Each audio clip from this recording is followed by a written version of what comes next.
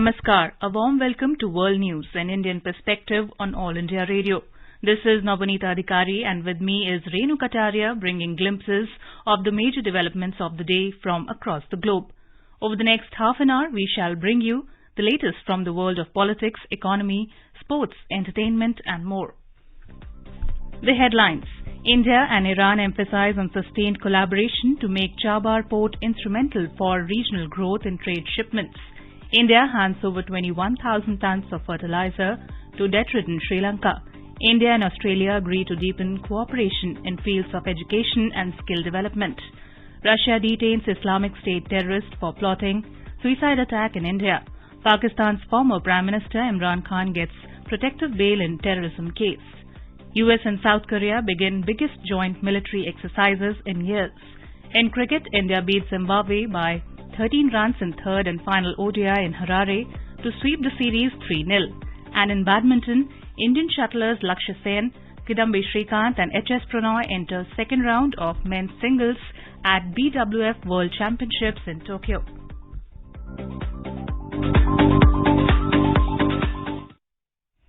India and Iran has emphasized on the sustained collaboration to make Chabahar port an instrument for regional growth in trade shipments.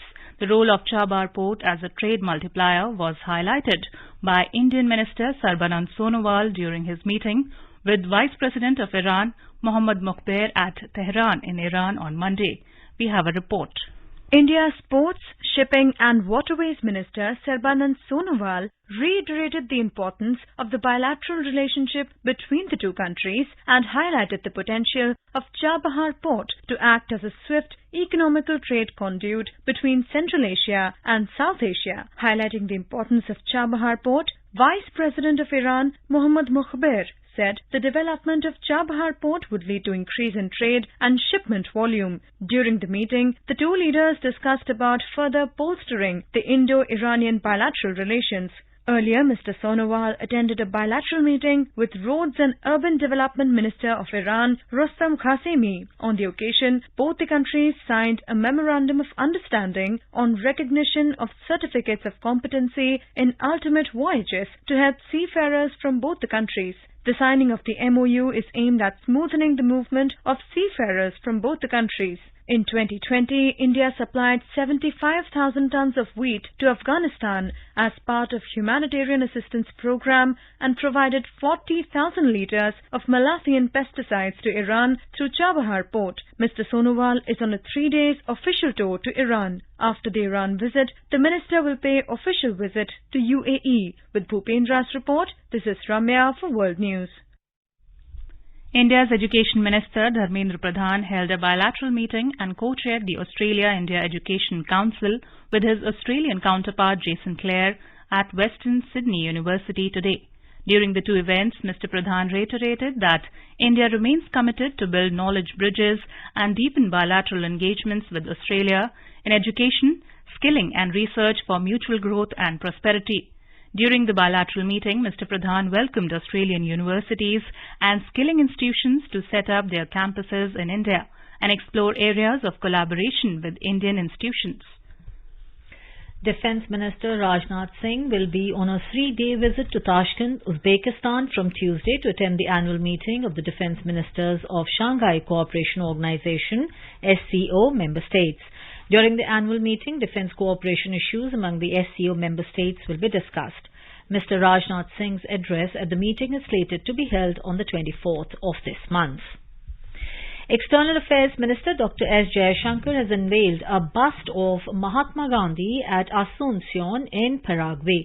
In a tweet, Dr. Jaishankar said this is a statement of solidarity that was so strongly expressed during the COVID pandemic. The minister also visited the historic Casa de la Independencia, from where Paraguay independence movement started more than 2 centuries ago. Dr. S. Jaishankar reached Paraguay on the second leg of his 3-nation visit to Latin American countries after concluding his tour to Brazil. After Paraguay, the minister will be visiting Argentina. In today's hotspot section, we have a discussion on External Affairs Minister's visit to Latin American countries. In conversation are former diplomat Rangaraj Vishwanathan and journalist Sanjay Jha. With a renewed focus on South America, External Affairs Minister Dr. Jaishankar has started visiting the three key countries in the region, Argentina, Brazil and Paraguay, from 22nd, 27th to 27th August 2022. This will be the first visit to the South American region by India's foreign minister and for him also. How important do you think is this trip for India? Some people in India have this impression that Latin America is too far, it's a different language, culture, and it is not that important for India's trade and business. And this is absolutely wrong. I would say that Latin America today makes more sense in dollars than some neighboring countries and traditional trade partners. Last year, we exported $19 billion to Latin America. Now, let me do a comparison with our traditional partners and neighboring countries. For example, Paraguay, where EAM has already been yesterday, our exports to Paraguay last year were 211 million. But our exports to Cambodia is 198 million. Now, look at it. Paraguay is 15,000 kilometers away.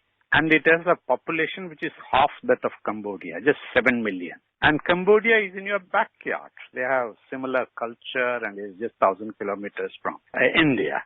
But look at it. Paraguay, we exported 211 million, while to Cambodia, our exports are just 198 million. Now, let's go to Brazil, where the EAM is there today. Brazil, last year, we exported $6.5 billion.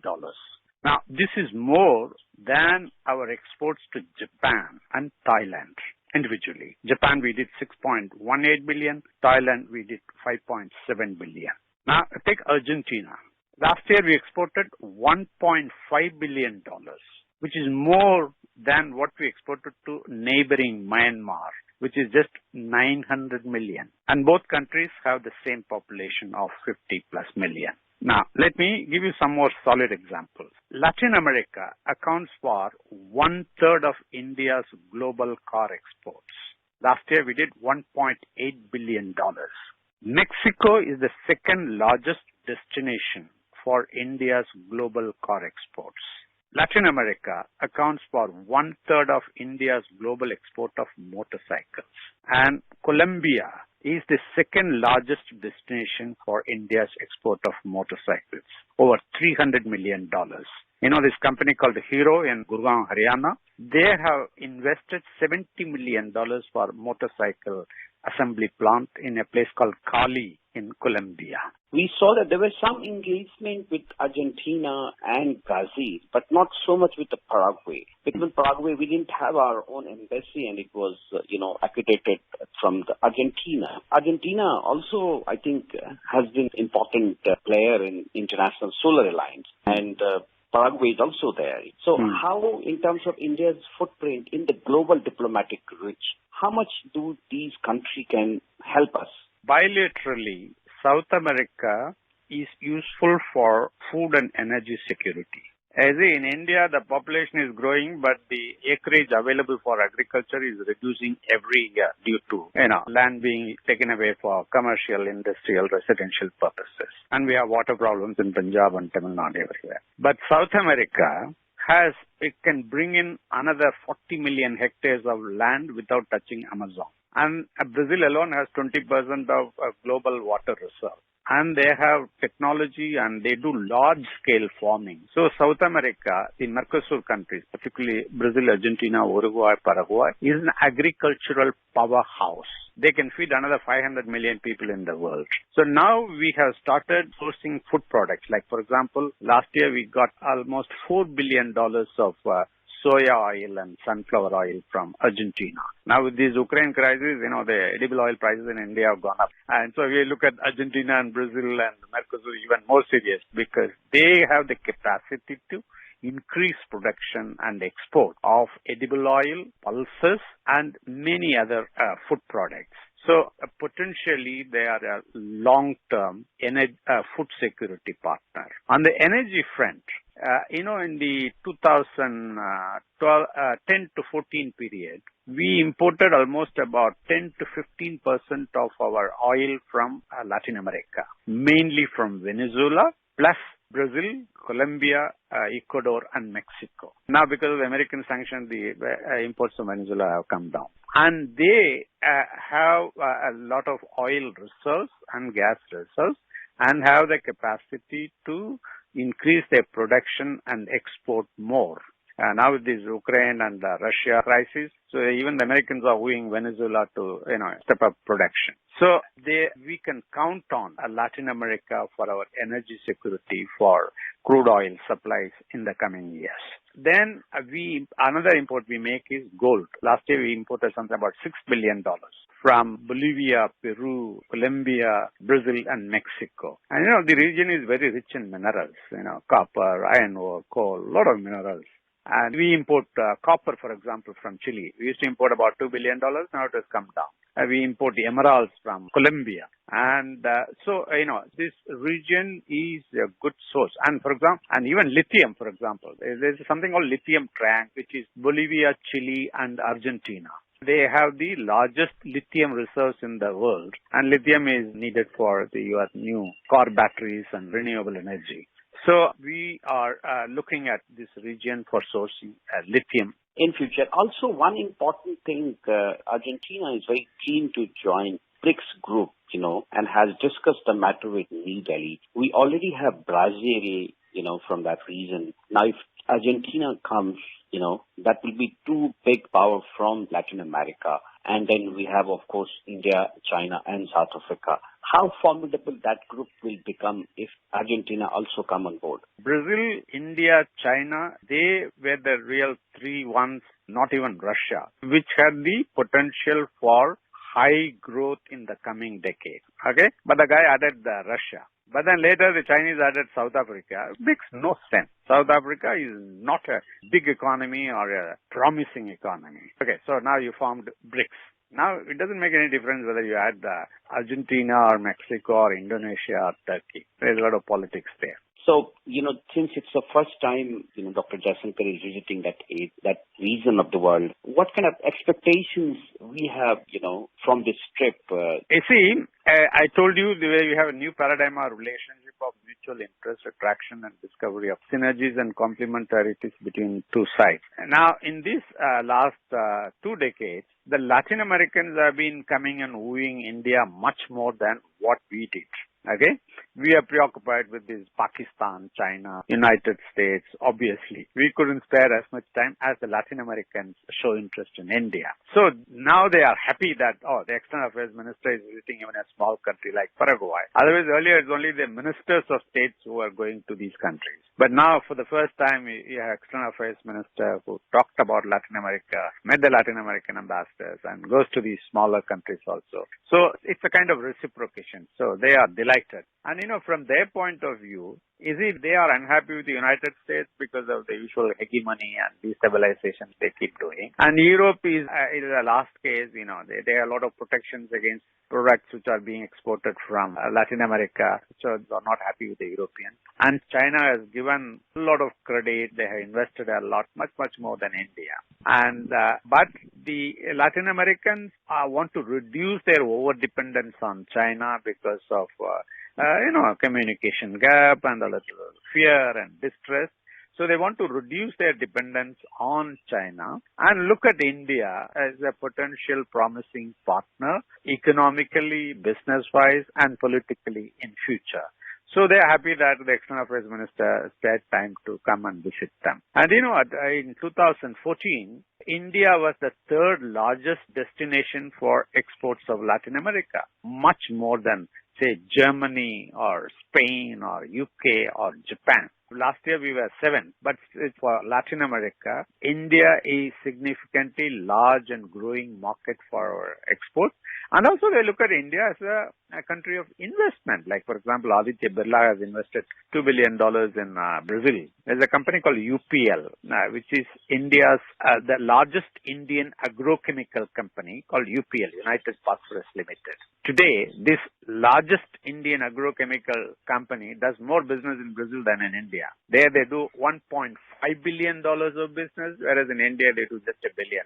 There's a company called Motherson, which has established some 24 auto parts plants, most of them in Mexico, plus some in Brazil and Colombia. Annual turnover is about $800 million. The TCS is present in something like about 12 Latin American countries. They employ around 25,000 Latin American staff in their operation. And their annual revenue is touching almost $1 billion.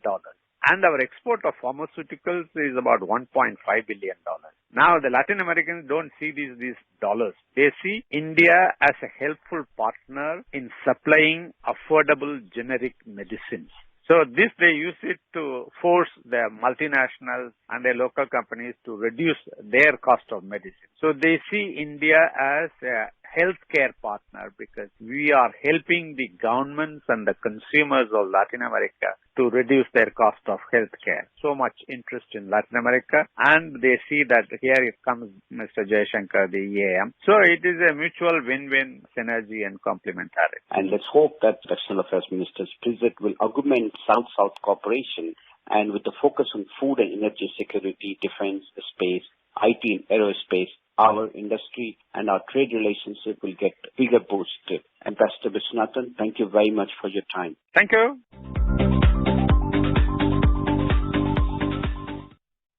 This is All India Radio giving you the world news. For quick news updates round the clock, follow us on Twitter at AIR News Alerts.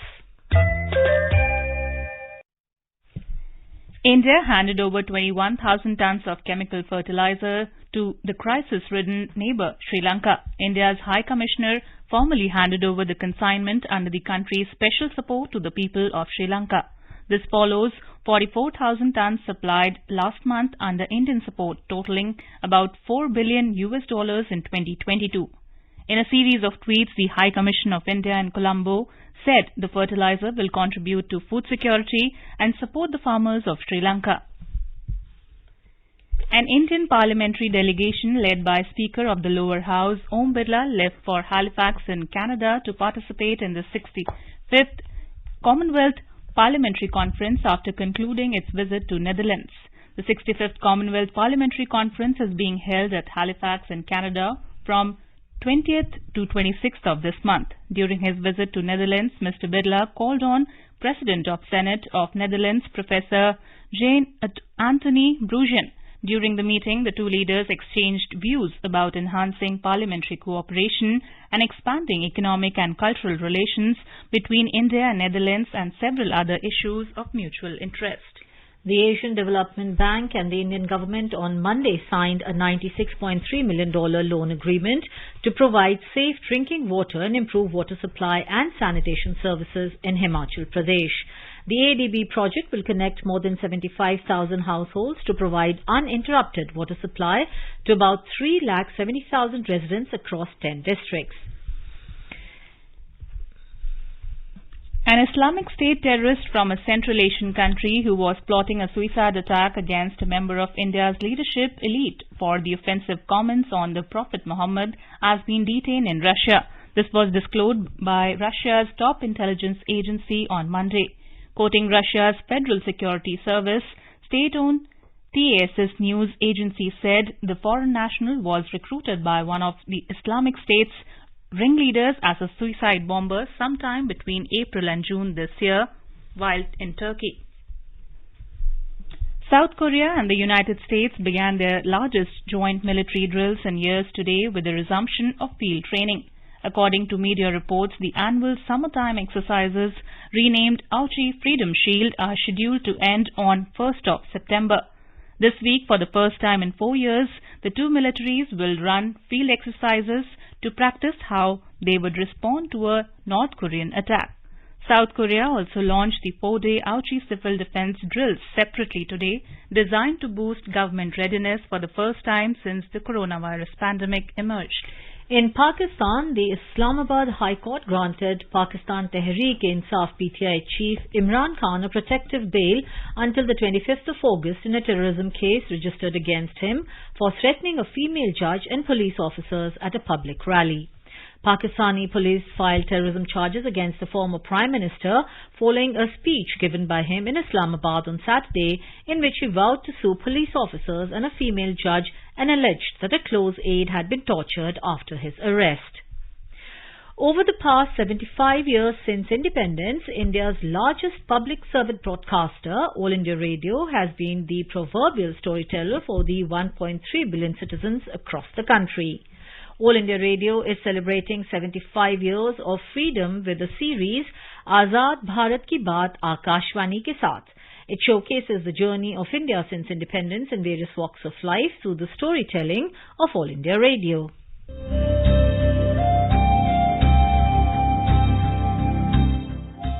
Azad Bharat Ki Baat Akashvani ke Saath, reliving the journey of India since independence over the last 75 years with All India Radio. From 15th August, the series is being broadcast on All India Radio, 100.1 FM Gold Channel, primetime news bulletins and across all its platforms. Tune in to stay updated with All India Radio.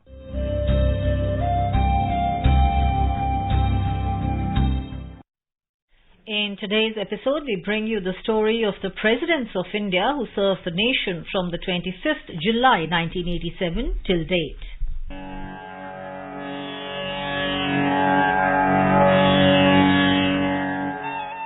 The President is the constitutional head of the state of India and the Supreme Commander of the Armed Forces. The President is referred to as the first citizen of the country. There have been 15 presidents since the post was established when India was declared as a republic with the adoption of the Constitution in 1950. Ramaswamy Venkatraman was elected as the President on the 25th of July 1987 and continued till 25th July 1992. We are reminded today of the revolutionary among saints Mahatma Gandhi of sacred memory. Softer than the cotton he spun in his compassion, but harder than steel in his resolve, Gandhiji galvanized the entire nation into heroic action. Dr. Shankar Dayal Sharma held the post from 25th of July 1992 till 25th July 1997. आजादी के 47 वर्ष बाद आज हर भारतीय के सामने एक राष्ट्र के रूप में जरूरी काम यह है इस आजादी की रक्षा की जाए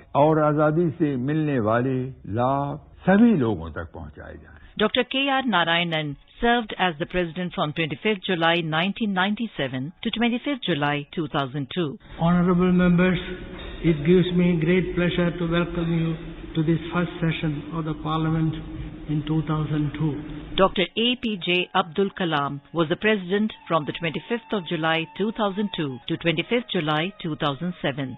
I, Honorable Pakir Jainulabuddin Abdul Kalam, do swearing in the name of God that I will faithfully execute the office of the President of India. Pratibha Patil held the post from the 25th of July 2007 till the 25th July 2012. I, Pratibha Devi Singh Patil, do solemnly affirm to serve, protect and defend the Constitution and the law. Preserve, protect and defend the Constitution and the law. Pranab Mukherjee was the President from the 25th of July 2012 to 25th July of 2017. I, Pranab Mukherjee, do swear in the name of God that I will faithfully execute the office of President of India and will, to the best of my ability, preserve, protect and defend the Constitution and the law. Ram Nath Kovind was elected as the President on the 25th of July 2017 and served till 25th of July 2022. मैं रामनाथ कोविंद ईश्वर की शपथ लेता हूं कि मैं श्रद्धापूर्वक भारत के राष्ट्रपति के पद का कार्यपालन करूंगा. The present President Draupadi Murmu took oath on the 25th of July this year. मैं द्रौपदी मुर्मू ईश्वर की शपथ लेती हूं कि मैं श्रद्धापूर्वक भारत के राष्ट्रपति पद का कार्यपालन करूंगी.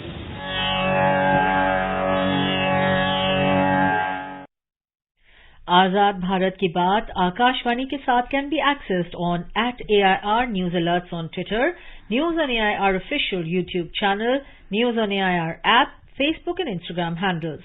So tune into All India Radio News for Azad Bharat Ki Baat Akashvani ke Saath. And now move on to our special segment Potpourri. Today is the birth anniversary of famous Indian poet, playwright and critic Girija Kumar Mathur. Girija Kumar was born in Indian state of Madhya Pradesh on 22nd of August in 1919. Poet Girija Kumar Mathur composed the literal translation of civil rights anthem We Shall Overcome in Hindi, known as Hum Honge Kamyab, which became a popular patriotic song during the 1970s and 80s in India, particularly in schools.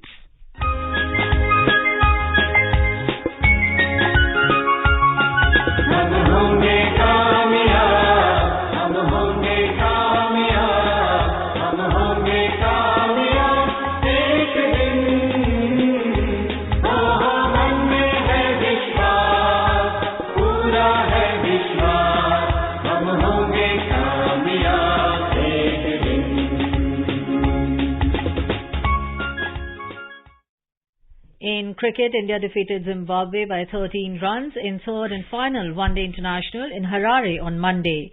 With the win, India clinched the three-match series 3-0. Opting to bat first, the visitors posted 289 runs for 8 in stipulated 50 overs with the help of Shubman Gill's maiden 100. In reply, Zimbabwe were bowled out for 276 with 3 balls to spare.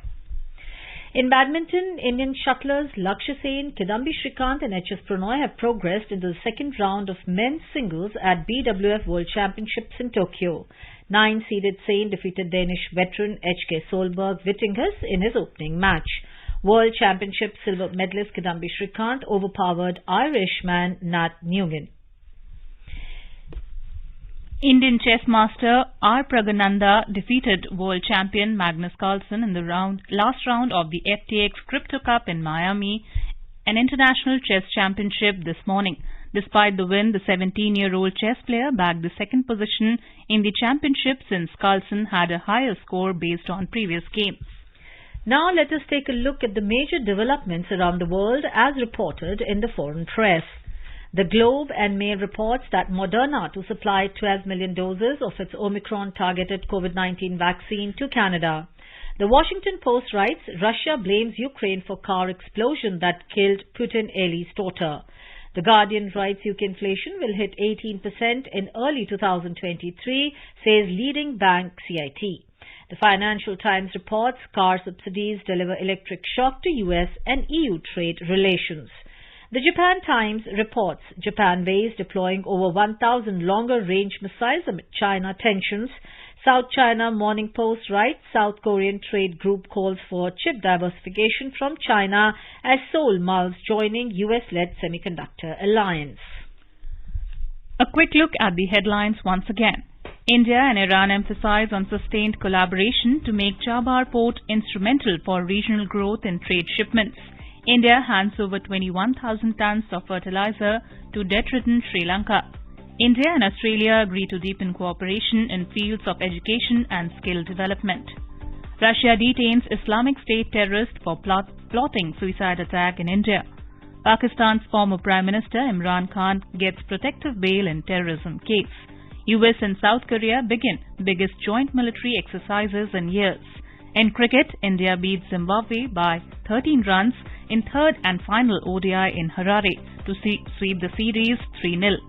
And in badminton, Indian shuttlers Lakshya Sen, Kidambi Shrikant and HS Pranoy enter second round of men's singles at BWF World Championships in Tokyo.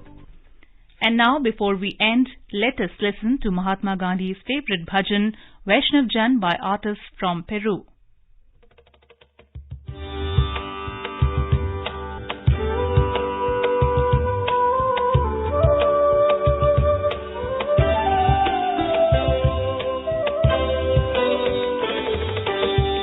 वैष्णव जन को देने का ही पीर बड़ाई यांग पर दुखे उबाका करे तो ये महाविमराना वैष्णव जन को देने का ही पीर बड़ाई